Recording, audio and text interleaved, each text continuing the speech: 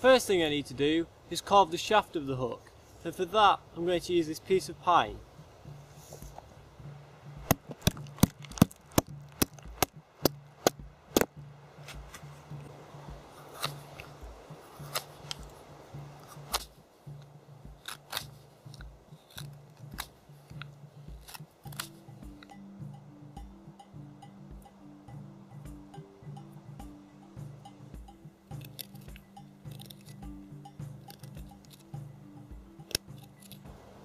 Well, that's the shaft done. For the barb, I'm going to use a shard of bone. Now you can use any bone, but I've taken mine from the skull of a hare. Well, the barb needs tidying up a little bit, but the idea is that the barb sits on top of the shaft, like so, and then I'm going to bind those two together with a pine root.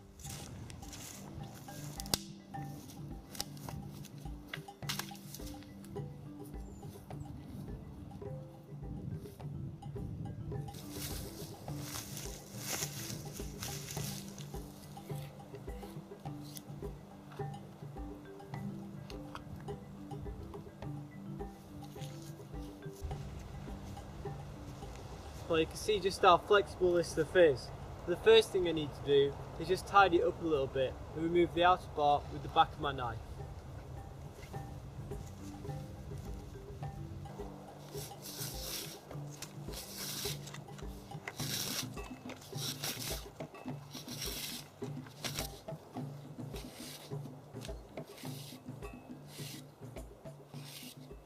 Well, now that the skin's been peeled from the root, it needs splitting, so that it sits flat against the hook, and I start that off by using my knife.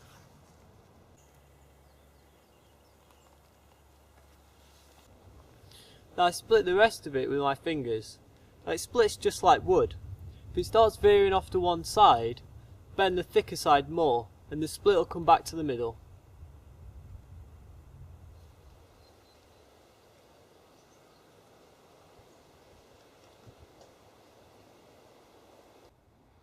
Okay, so to bind the barb onto the shaft, we first lay the root parallel to where the barb's going to be.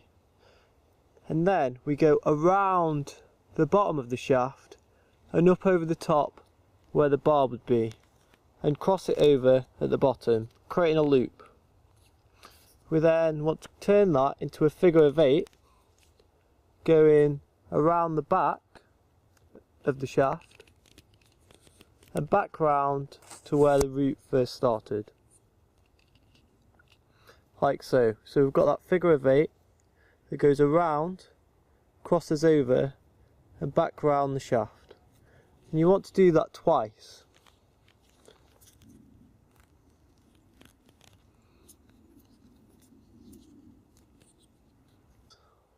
Okay, so once you've done that twice, you can then introduce the barb onto the shaft.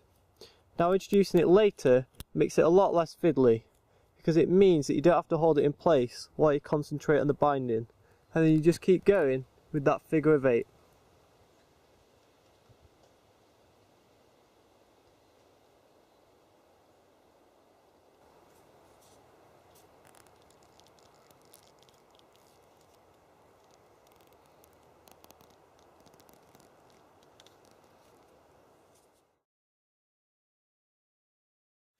Now the great thing about using a pine root is that as it dries, it will shrink, making the binding even stronger.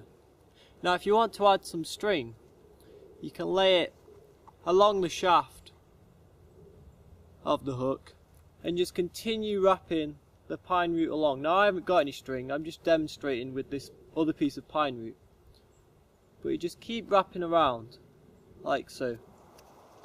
And you can lock all of that in place with a simple overhand at the end.